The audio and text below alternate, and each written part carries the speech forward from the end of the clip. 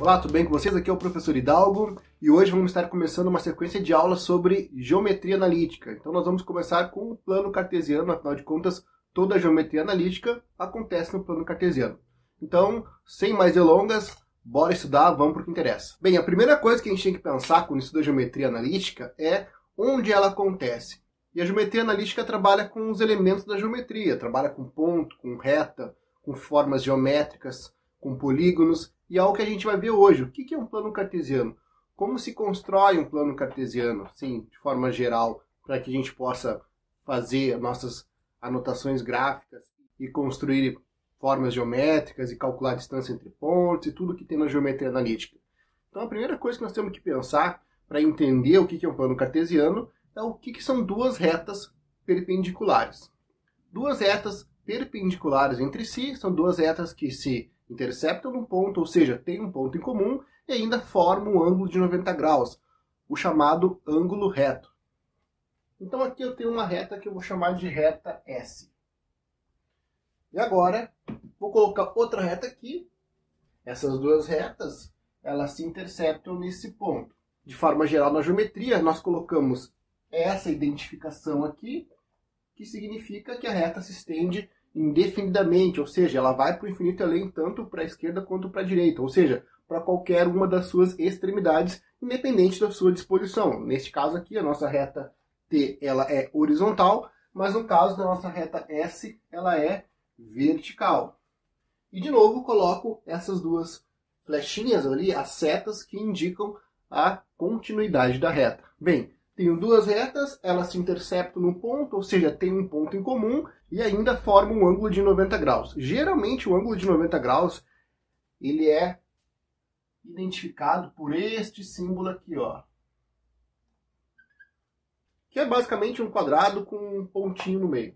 Também alguns livros utilizam essa notação aqui. Isso é mais uma questão do autor ou de quem vai ali e edita ali o livro, o polígrafo, enfim, o material que vai ser impresso para que vocês estudem. E geralmente este símbolo é visualizado mais no triângulo retângulo. Ou seja, vocês vão estar vendo ele desta forma aqui ou desta forma aqui. Visualizado isso, duas retas perpendiculares entre si, naturalmente deveriam ou poderiam ter este símbolo aqui, que é um símbolo que determina um ângulo de 90 graus, também chamado de ângulo reto. Então, o ângulo reto é o ângulo de 90 graus. Então, este ângulo aqui entre a reta T e a reta S é igual a 90 graus. Então nós já sabemos que o ângulo reto é um ângulo de 90 graus e que duas retas perpendiculares entre si se encontram em um ponto, neste caso aquele pontinho ali, vou colocar aqui PTO, se encontram num ponto, tem um ponto em comum, e essas duas retas, além de se encontrarem neste um ponto, também formam então esse ângulo de 90 graus. Então, a partir disso, nós vamos para o plano cartesiano para entender como funcionam lá os dois eixos x e y. Já o plano cartesiano, nós temos uma reta horizontal, que é a reta x. E aqui eu vou estar colocando a reta x. E uma reta y, que é perpendicular à reta x. Então, a reta y, nós vamos estar colocando perpendicular à reta x. E essa reta y, ela está aí. Nós poderíamos colocar a notação aqui de 90 graus. E depois que nós formos trabalhar com escala, já não vai ser mais necessário, porque automaticamente no plano cartesiano subentendemos que sim, duas retas que são perpendiculares entre si. Então já não se faz mais necessário o uso desta notação.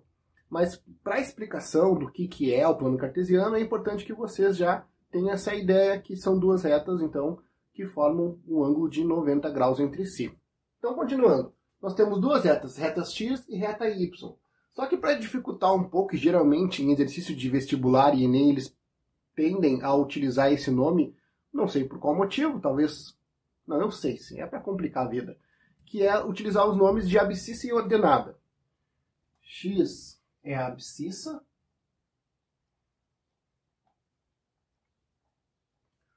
ou o eixo das abscissas, e Y ordenadas. E Y ordenada, ou eixo das ordenadas. Então nós temos aqui X abscissa e Y ordenada. Então vocês têm que já se habituar a utilizar o termo abscissa e ordenada, até porque, tanto no Enem quanto em vestibular, se utiliza muito a ideia de abscissa e ordenada. E para o estudo de cálculo também, se você for fazer uma faculdade de exatos ali, com certeza o termo abscissa e ordenada já vai ser muito mais comum do que XY, até porque o objetivo é que vocês se apropriem de fato, né, da questão mais técnica, teórica da matemática. Feito isso, nós definimos que X horizontal é abscissa, Y vertical é ordenada. Essas duas retas, que já falei antes, formam este ângulo de 90 graus,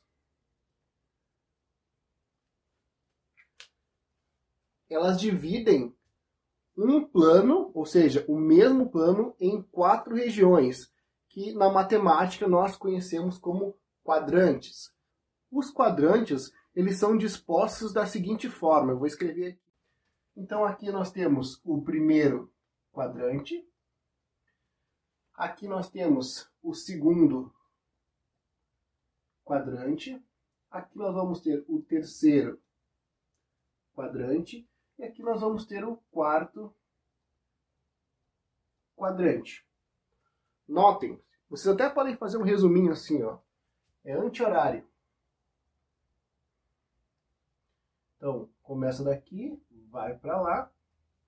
Então, nós temos aqui, ó, primeiro, segundo, terceiro e quarto quadrante. Sempre em sentido anti-horário.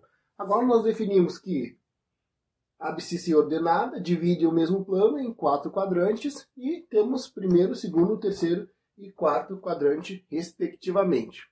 Bem, por lógica, outra coisa importante que vocês têm que saber do plano cartesiano, se daqui até aqui é 90 graus, nós temos que daqui até esse cara aqui, nós vamos ter 180, ou seja, 180 graus. Se partirmos daqui, ou seja, 90 mais 90, 180. 180 mais 90 graus, aqui nós vamos ter 270. E por último, fechando o ciclo aqui, 360. Ou seja, cada quadrante mede respectivamente 90 graus, para fechar os 360. Ok? E para finalizar essa aula, é importante fixar para vocês que para qualquer par ordenado, ou seja, para qualquer ponto, que é PTO, para qualquer ponto, a nossa ordem de pensamento, porque isso aqui é um sistema de localização de pontos, ou seja, é um sistema de coordenadas, então essas coordenadas elas seguem a lógica de primeiro x e depois y. Então, primeiro abscissa e depois a ordenada. E esta é a ordem lógica para marcar os pontos no plano cartesiano. E nós vamos estar fazendo isso já na próxima aula, ok? Esse foi o vídeo de hoje, espero que vocês tenham curtido. Eu sou o professor Hidalgo, até a próxima. Feito!